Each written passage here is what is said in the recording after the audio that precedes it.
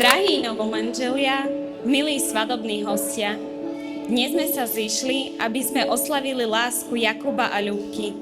Je mi veľkou cťou tu pred vami stáť a povedať pár slov. Aj keď pravdu povediac rozmýšľam, či je múdre dať slovo niekomu, kto pozná všetky vaše tajomstvá aj chybičky.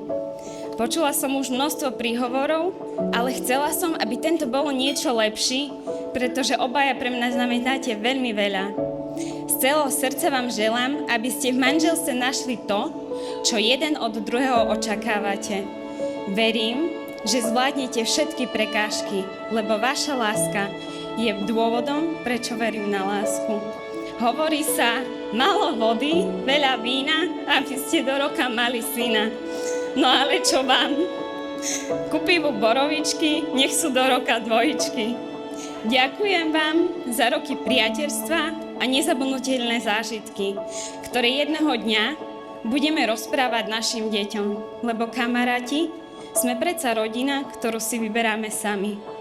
Kubo, vieš, aké je prvé nepísané pravidlo? Šťastná manželka sa rovná šťastný život. Tak si dobre zváž, či chceš byť šťastný, alebo ňať pravdu. Zo srdca vám prajem, aby ste nikdy nezabudli, prečo ste si dnes povedali svoje áno. A aby ste si ho rozprávali každý deň, nielen slovami, ale aj skutkami.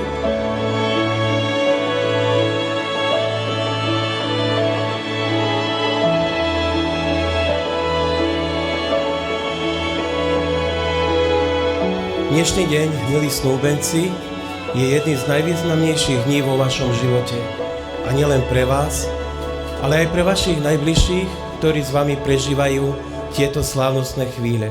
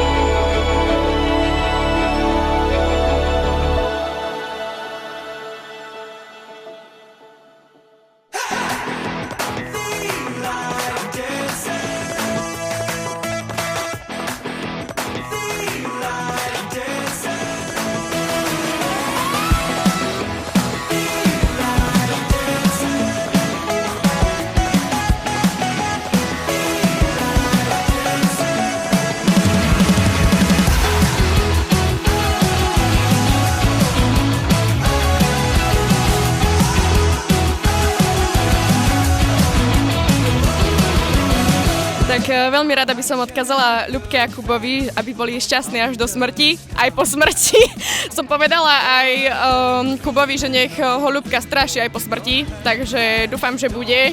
A hlavne, aby boli šťastní, zdraví, aby sa ľúbili. Ďakujem veľmi pekne našej krásnej družičke. Môžete si sadnúť.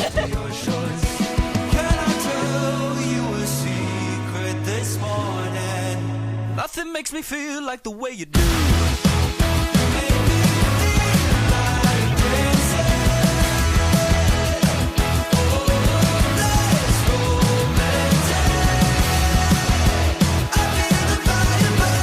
Vojtnám Branino, čo by si odkázal našim novomanželom? Chlap má vždy pravdu a aj keď ju nemá, tak ju vlastne má. Ďakujem. Ale ja si myslím, že to tak nie je. Lebo keď chce byť Kubo šťastný, musí mať stále Ľubka pravdu. Čo si myslíte vy, je mi jedno. Podľa mňa si ja myslím, že ja mám pravdu a ďakujem pekne za pozvanie do štúdia. Lúči sa s vami ja. Spíš pred dverami.